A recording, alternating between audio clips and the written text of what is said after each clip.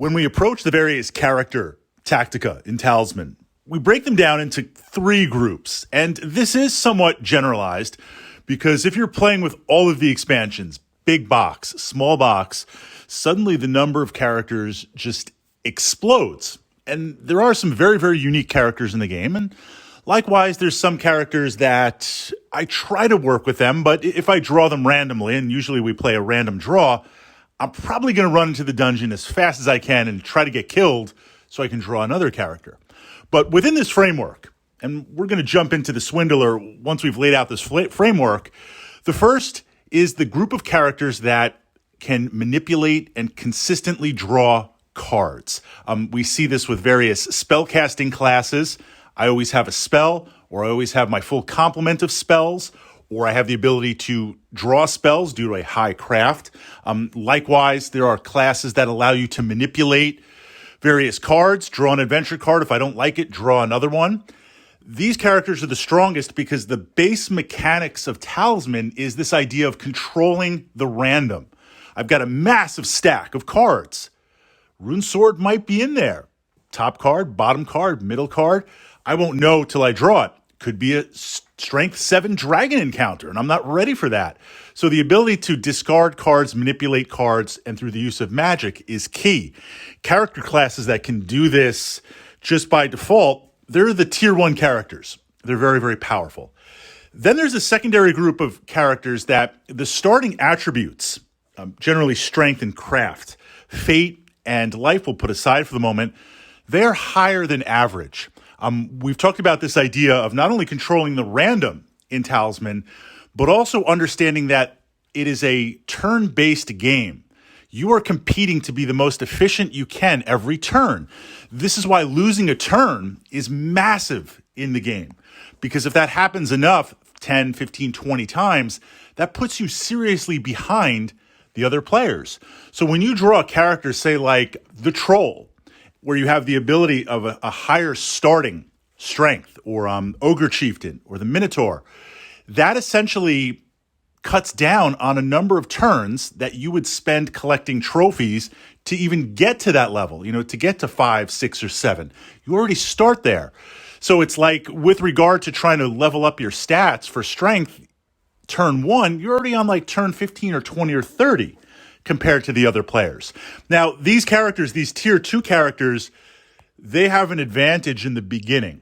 We talk about Talisman, beginning game, mid game, and end game, different strategies. You have the advantage with these tier 2 characters in the beginning, but the other players are going to catch up pretty quick. They're going to get there, so we need to maximize. We need to maximize that possibility. Then we get to the tier 3 characters, where they've got kind of a novelty going on. You can use an ability. When you gain a trophy, you roll randomly, something happens. These characters can lead to a lot of interesting scenarios, and they're a lot of fun to play. But as soon as you fall out of those parameters, they don't really work. There's not that much remarkable about them. But what we see with these characters, these tier 3 characters, if the dice gods align, if you can control the random, if you can influence the game, they can become tremendously powerful. On a side note, now there are many ways to play Talisman. Generally speaking, it is a race for the crown of command. And when I play with other players, I like to play massive games. We play with like 10 or 15 players at the club. We plan it for the entire day. And I love certain tier 3 characters that, for the sake of the lulz, can be extremely annoying for other players to deal with. So there's always a lot of fun with that. But if I'm looking to be super competitive, I want tier 1. If I'm looking to play semi-competitive, or if I grab a tier 2 character, we can make that work. Tier 3 character, we need to have some strategy, and at the very least, be open for the lulz. So we have that framework. The Swindler is an interesting character. It's in one of the X packs. It's kind of a tier 2/tier 3 character, and it uses one of the strategies that I call Way of Gold to utilize that. So with this character, what we have is Strength 1. Strength 1. And the first time I was analyzing this character and playing it, was like, are there any other Strength 1 characters out there? I mean, I believe the Pixie is even stronger than the Swindler. Strength 1 is just, I can't, I'm going to get beat by everything. And what that means is in terms of a path for strength or craft, I'm not even going to try to level up strength. I'm not even going to try to go in that direction, because just to get to a starting place compared to other characters, right? Strength 3, Strength 4, that's 10, 15, 20 turns, because I'm getting followers and magic objects and events along the way. And even when I draw Strength Combat, I have to be able to beat it. Well, the best I can get is a Strength 7 if I roll Legendary on a D6 and get a 6. I'm not going to blow any potions to boost that. It's just going to take too long. That leaves me extremely vulnerable, though, from encounters, strength-based encounters, strength-based events, and other players that are strength-based. The wizard is going to be able to beat me over the head and steal stuff. All right, Strength 1. But we get past that. Craft 5. Starting Craft 5, this is a Tier 2 character attribute in that I'm slightly above average, especially if other players are drawing more strength-based characters. That means for the first 10 or 15 turns, I'm going to have a little bit of an advantage because my craft is higher. Yes, I have a complement of spells. I can utilize magic, but I don't have the ability to always draw a spell or always have my full complement of spells. But I have that craft. What this means in terms of Tactica, strength versus craft path, naturally, I'm going to be focusing on craft, but it is going to open up spells. I have a slight advantage there, and I want to utilize that advantage. Okay, but does that balance out Strength 1? We'll see.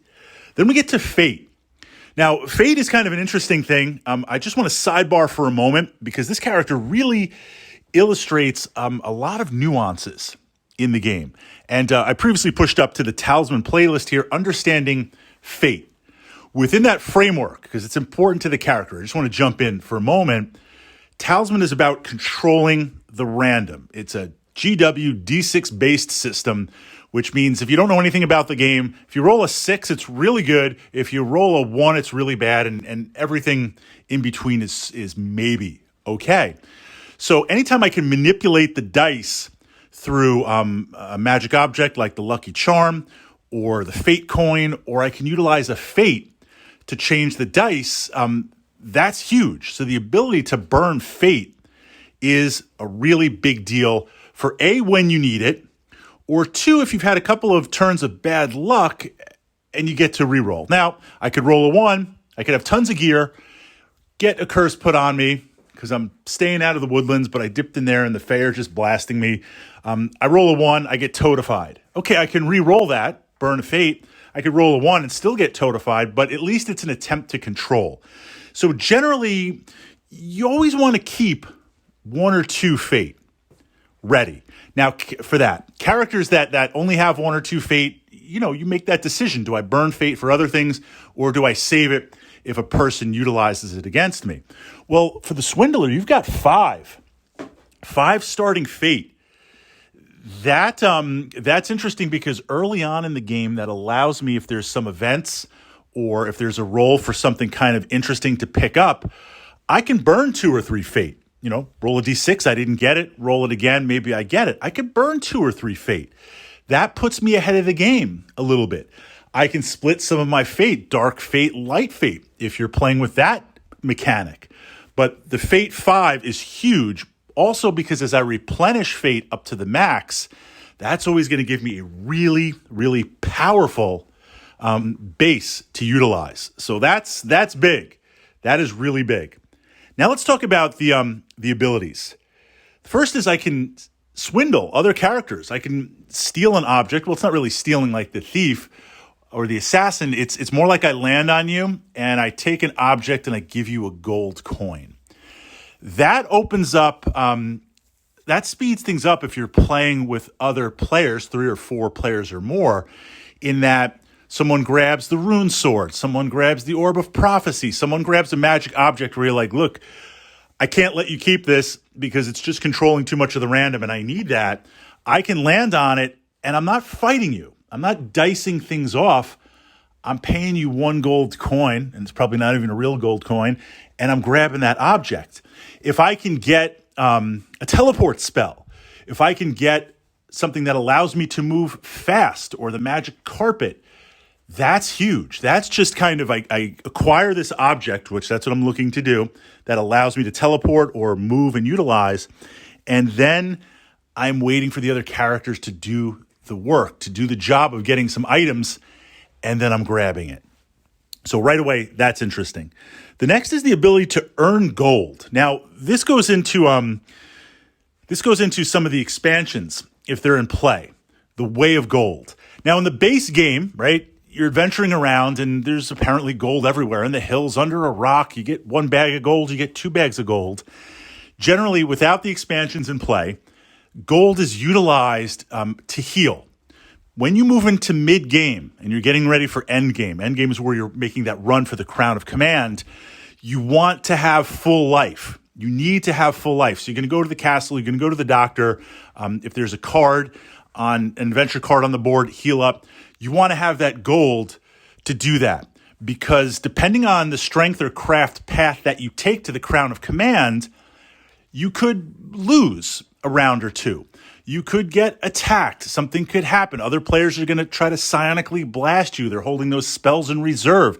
They're going to hit you with stuff. So being at full life and not dying, dropping all your gear in the inner region, and then being stuck, you need full health. So normally, that's mid-game how you're going to utilize gold. The beginning of the game, how you utilize gold, base game, is I want to try and get helmet, armor, or a shield. Just to take the edge off things a little bit, which when combined with fate, that keeps you going. I take a hit, I try to absorb it, I could reroll. That's how gold is utilized. And there's a couple of followers that you can hire with gold or pay them off. But beyond that, gold really doesn't do much.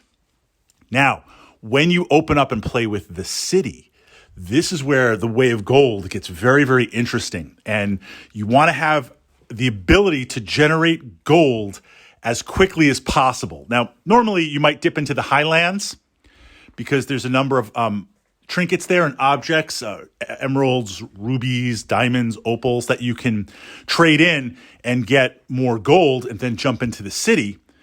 But you have to encounter things, you have to move in there. The Swindler has the ability to generate gold because you can land on the corner spaces, and instead of rolling, you can swindle the locals and get a gold coin. This, compared with the ability to move back and forth, and of course sell objects that you find, that lets you get gold quicker than average. So I want to get 6 to 9 gold as quickly as I can with this character. This is the Way of Gold, but this character works perfectly. And then I want to jump into the city. And I want to go into the potion shop. And I want to purchase potions. There are a number of potions in there. Now, they are random. It is Talisman, but hey, I've got 5 fate. There's a number of potions in there where it's like, gain a craft, lose a craft, nothing happens. Gain a life, lose a life, nothing happens. I want to get the potions that can quickly level up my craft. That combined with a higher than average starting craft and fighting, I'm going to get my craft up really, really fast. I can also go in and buy the flail. I can also go in it for the lulls. If I'm really paying the lulls, I'll go into the pet shop and buy lots of pets. But the main quick level up is where you're utilizing and you want to purchase potions, burn them, level up quickly, and go.